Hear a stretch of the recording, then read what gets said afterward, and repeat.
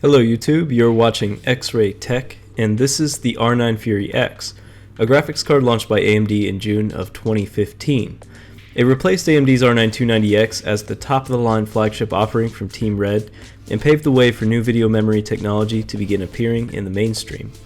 We'll talk more about this technology in a bit, but for now let's look at the card in front of us. The model used today is a reference design featuring an all-in-one cooler with a very thick 120mm radiator and a single static pressure fan. I found this locally being sold for $160. These cards are beginning to hit the used market at a reasonable value, and that's one of the prime reasons I want to talk to you about it. The Fury is definitely pleasing to the eye, wrapped in an aluminum shroud finished in equal parts reflective and matte finish. Rear I/O is plentiful and conducive to multi-monitor setups, with a single HDMI and 3 DisplayPort outs. The most revolutionary feature of this card, however, is the way that its 4GB of memory is implemented, because the R9 Fury X has the distinction of being the first mainstream graphics card to feature something called high bandwidth memory. High bandwidth memory is a technology that throws how VRAM has traditionally been implemented out the window. Looking at this diagram, we can see the difference between the R9 290X memory configuration in the bottom right and the R9 Fury X above it. Both feature the same amount of memory, but the Fury's HBM can accomplish it with far less surface area on the PCB. This is done by stacking the memory modules, illustrated by the following diagram. This also has the benefit of allowing greater power efficiency. Even better, this allows the entire configuration to be cooled by a single block.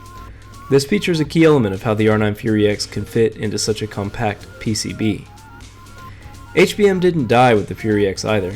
It lived on to grow to greater efficiency and speed in the RX Vega 64, a card we have on hand today for comparison. Now, the Vega launched in August of 2017, filling much the same role that the Fury X did in 2015. It was the new AMD flagship, featuring twice the amount of second generation HBM2 memory. Both cards feature the same rear I/O and the same killer aesthetic. While both cards still require an 8-pin PCIe connector, the Vega draws more power between the two, but it is clocked faster, as well as having faster memory speed available, which will no doubt help in today's benchmarks. Speaking of which, we tested both cards head-to-head in our Ryzen 7 1700 test system. Both cards were running the Radeon Adrenalin 19.5.2 drivers. Let's see how they did. First in the lineup is the Unigine Heaven benchmark, with settings at max and tessellation turned off, remembering that tessellation in this app gives AMD a very hard time. The Fury posted an impressive 136.2 FPS and 3,431 points. For comparison, the RX Vega gave us 159 FPS and a score of 4,006. Apex Legends, at maxed out settings, with the VRAM texture allowance set to 4GB, gave us a very pleasurable experience of 106 FPS with 1% low values at 71. Its newer HBM2 equipped cousin made short work of this title at 1080p with 134 frames and lows of 91. Moving on to Mordhau, this game continues to perform questionably due to what I believe is a lack of optimization, as neither GPU, CPU, memory, or VRAM were at their limit.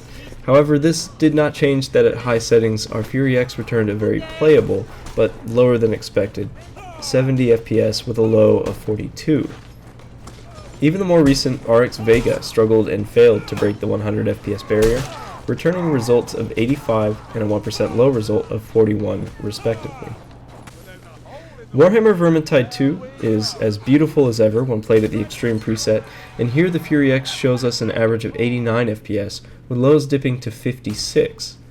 Vega did a little better, giving us averages and 1% low values of 99 and 66 respectively.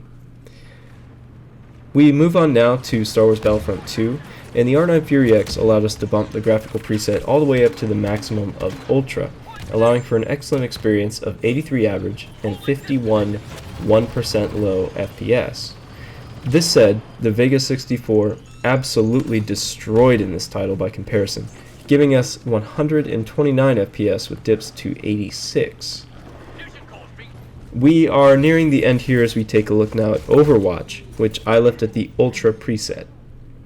Neither card batted an eye at the load, and the R9 Fury X was able to pump out a very respectable 113 FPS, with drops to 66, answered by 132 FPS from the Vega, dipping only occasionally to 79. And finally, Shadow of the Tomb Raider's in-game benchmark brought us home, and while beautiful, it can be absolutely punishing. At the highest settings, the Fury supplied a 58 FPS value, rendering 9,107 total frames throughout. The Vega quite frankly destroyed here with 86 FPS and a whopping 13,565 frames rendered. That wraps up our benchmarks. At $160 used, I paid something closer to the high end for this card, but in my mind it still represents a phenomenal value. For 1080p Ultra, 60 FPS plus gaming, it delivers. This especially shines through when you compare it to some of its competition. For example, the RX 580 costs $180 new. Despite its 8GB VRAM buffer over the Fury's 4GB, the Fury handily outperforms it across the board. This is even true of the beefed up RX 590, although the margin does decrease. The Fury also has a distinct advantage. All Fury cards sold with high performance coolers. All of them either came with the beefy AIO reference design you saw here, or extremely thick triple fan coolers. The card we have on hand today from Sapphire kept a cool 50 degrees throughout all of our testing. Something to keep in mind is that these cards were highly sought after during the mining craze, so be sure to test the card before buying if you can. Some cards also exhibited a coil whine during heavy load. Our card here had a faint whine that wasn't heard with headphones on, so in my mind, not a big deal. Also worth mentioning is the existence of another card a small step behind the Fury X, which is the plain R9 Fury.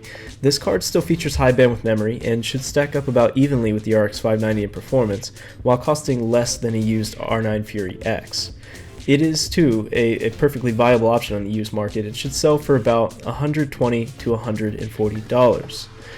In conclusion, if you're looking for a graphics card upgrade on a budget and you weren't sure where the Fury X would leave you, rest assured that it is a competent card that can still do some serious damage at 1080p. If you enjoyed this video, please consider liking, subscribing, and commenting with your thoughts down below. Thank you again for watching. This has been another video from X-Ray Tech, giving you an inside look at PC hardware.